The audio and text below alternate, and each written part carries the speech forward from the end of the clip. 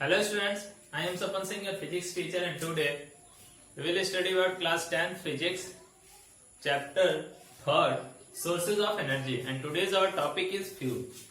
What is fuel? We are familiar about fuel.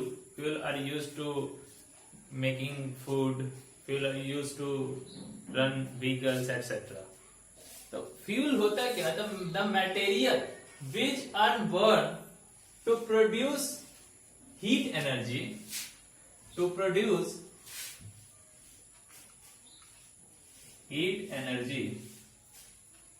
are known as fuel.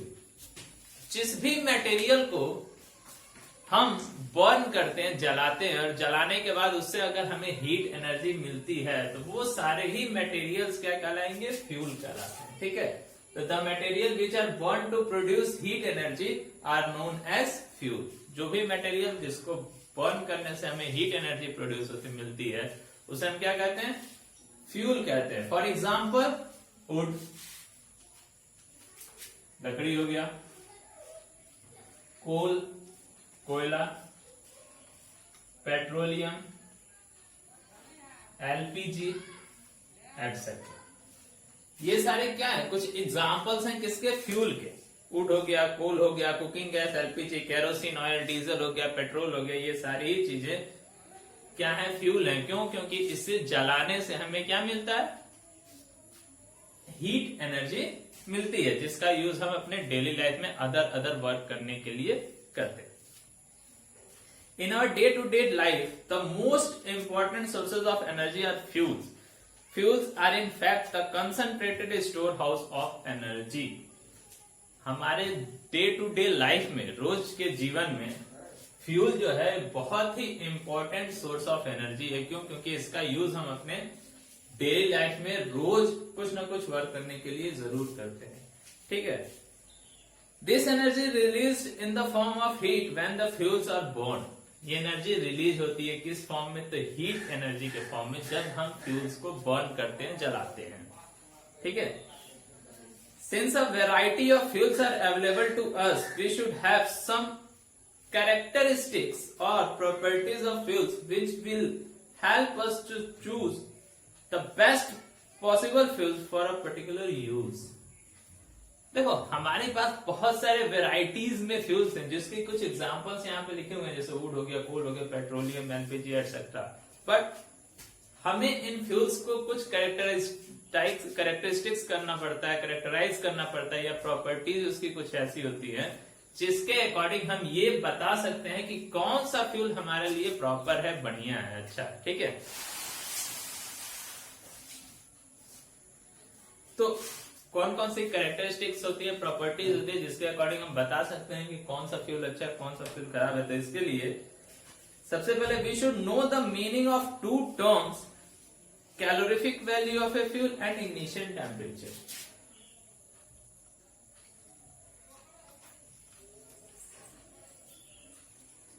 Calorific value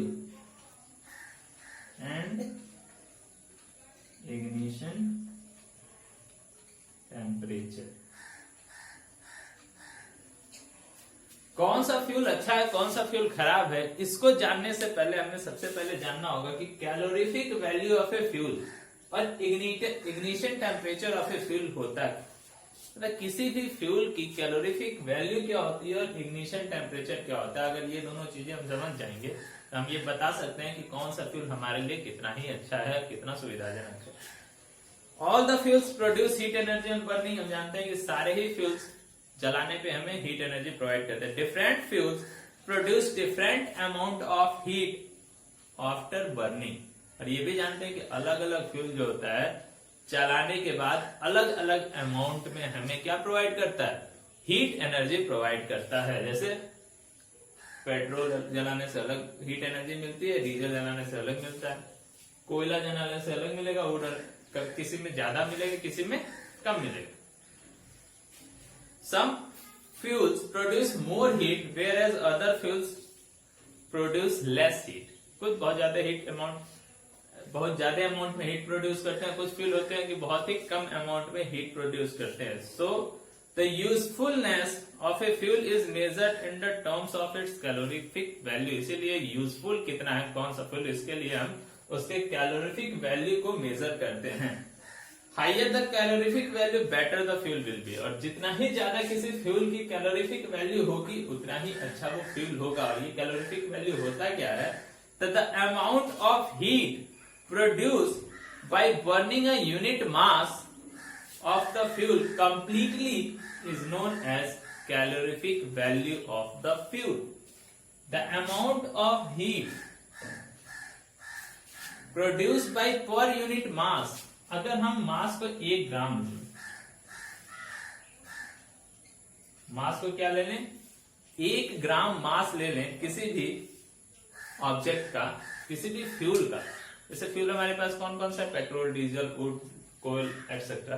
तो अगर हम किसी भी ऑब्जेक्ट का मास ले लें 1 ग्राम, मतलब 1 ग्राम पेट्रोल ले लें, 1 ग्राम डीजल ले लें, और उसको जलाने से, उसको कंप्लीटली क्या करने से, बर्न करने से, उससे जो हीट एनर्जी प्रोवाइड होती है, जितनी हीट एनर्जी प्रोवाइड होगी 1 ग्राम फ्यूल को जलाने में, उस फ्यूल की वो कैलोरीफिक वैल्यू होगी। जैसे कोल की बात कर ली जाए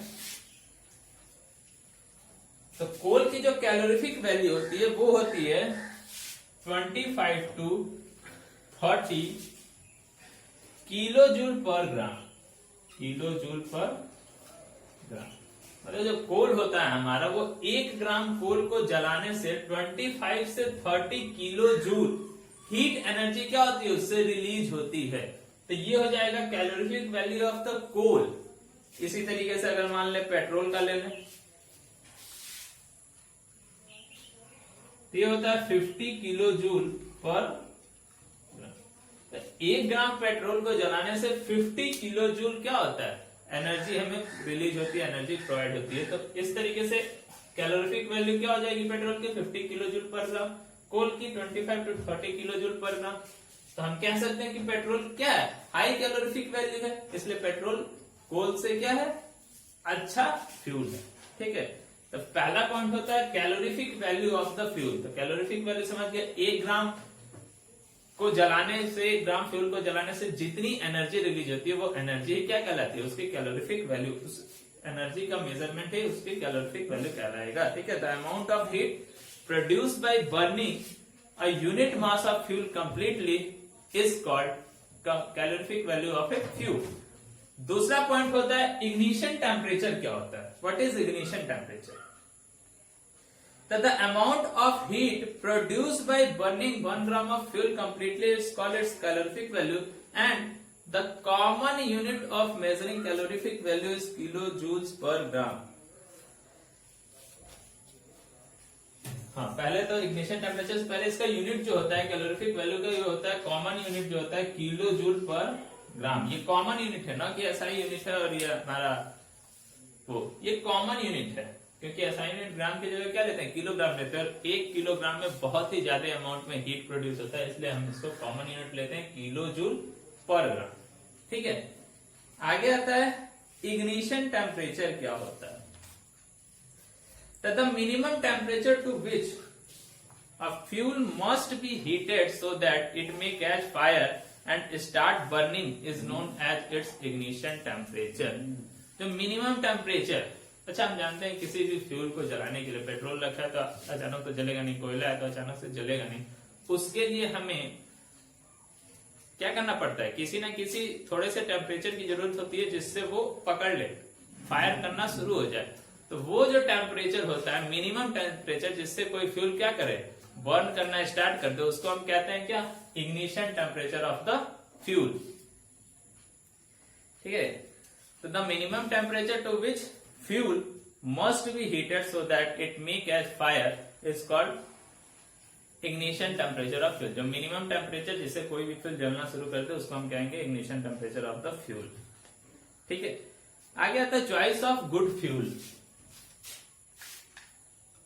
चॉइस ऑफ गुड फ्यूल के लिए पहले हम पढ़ेंगे कैरेक्टरिस्टिक्स ऑफ फ्यूल या गुड। हम जानते हैं कि हम सबसे अच्छी चीजें को क्या करते हैं, चुनना चाहते हैं, तो हम गुड फ्यूल क्यों चुनना चाहेंगे, क्या क्या रीजन होने चाहिए जिससे हम वो ये कहेंगे कि ये फ्यूल अच्छा है, ये फ्यूल खराब है और हमें ये फ्यूल चाहिए। तो उसके लिए कुछ कैरेक्टरिस्टिक्स होते हैं गुड फ्यूल या आइडियल फ्यूल के, आदर्श फ्यूल, आइडियल फ्यूल के कुछ कैरेक्टरिस्टिक्स होते हैं कि कौन सा फ्यूल सबसे अच्छा है उसके लिए।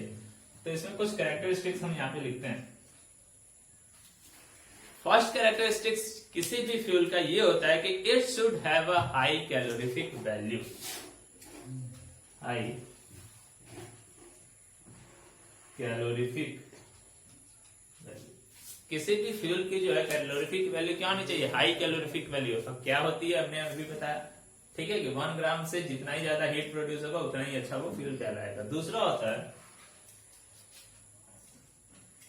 It should burn without giving out any smoke और हार्मफुल गैसेस, इसके अंदर से कोई भी हार्मफुल गैसेस नहीं निकलनी चाहिए।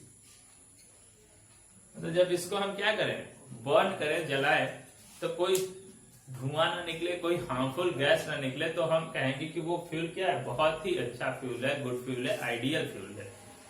थर्ड होता है it should have proper ignition temperature,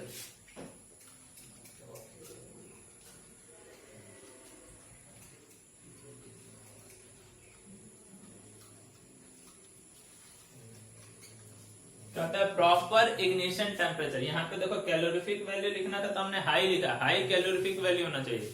ignition temperature हमने क्या लिखा, प्रॉपर इग्निशन टेम्परेचर होना चाहिए। प्रॉपर का मतलब कि ना ही कम ना ही ज्यादा। कम किस क्यों ना हो, क्योंकि थोड़ी सी भी हीट ज्यादा प्रोवाइड हो तो पता चले आग लग जाए, तो वो क्या है, आइडियल फ्यूल नहीं होगा। ठीक है, तो प्रॉपर इग्निशन टेम्परेचर होना चाहिए कि हाँ इतने अमाउंट में उसको अगर हीट प्रोवाइड हो रही है तो ही वो क्या करेगा, जलेगा। तो वो प्रॉपर होना चाहिए, ये ना कि मिनिमम टेम्परेचर लेने तो कहीं से ज्यादा गर्मी होगी तो आग पकड़ ले, वो ठीक खराब होता है। और किसी चीज को बर्न करने के लिए बहुत अमाउंट में अगर हीट टेम्परेचर लगाना पड़े वो भी क्या होता है, सही नहीं होता है। इसलिए प्रॉपर इग्निशन टेम्परेचर होना चाहिए। फोर्थ होता है it should cheap and easily available, जो सब लोग चाहते हैं, चीप एंड इजिली अवेलेबल, सस्ता होना चाहिए और आसानी से कहीं भी मौजूद हो। इस तरीके का अगर कोई फ्यूल है तो उसको हम आइडियल फ्यूल कहते हैं, क्योंकि ऐसा फ्यूल ना हो कि वो हमें प्राप्ति न हो तो वो फ्यूल हमारे किसी काम का नहीं। नेक्स्ट है it should be easy to handle, safe to transport and convenient to store. ये हैंडल करने के लिए इजी होना चाहिए, एक जगह से दूसरी जगह ले जाने के लिए क्या होना चाहिए, सेफ होना चाहिए, सुरक्षित होना चाहिए, और कन्वीनियंट टू स्टोर, और कहीं भी हम अगर उसे रखें तो हम आसानी से उसको रख सके, कोई खतरा न हो। तो ये सारी चीजें हैं अगर, तो वो भी क्या होता है, आइडियल फ्रूट का क्या है, प्रॉपर्टीज है। नेक्स्ट होता है it should not leave much ash behind after burning. जलने के बाद वह ज्यादा मात्रा में ऐश, राख को न रखे। तो ये भी क्या होता है, जितना ही कम ऐश रखेगा या न ही ऐश बनाएगा वो भी क्या होगा, आइडियल फ्यूल होगा, जितना कम ऐश राख उसके बाद बचेगी जलने के। और इट शुड बर्न स्मूथली, और लास्ट होता है कि इट शुड बर्न स्मूथली, वो स्मूथली बर्न हो, जले आसानी से, ठीक है, रुक के ना जले, कोई प्रॉब्लम ना हो इसको बर्न होने में, स्मूथली बर्न करे। तो ये सारे कैरेक्टरिस्टिक्स क्या होते हैं, एक गुड फ्यूल के होते हैं, आइडियल फ्यूल के होते हैं, जिसके कारण हम ये बता सकते हैं कि कौन सा फ्यूल कितना अच्छा है, कितना खराब है। ठीक है, तो आज की क्लास में इतना है। धन्यवाद।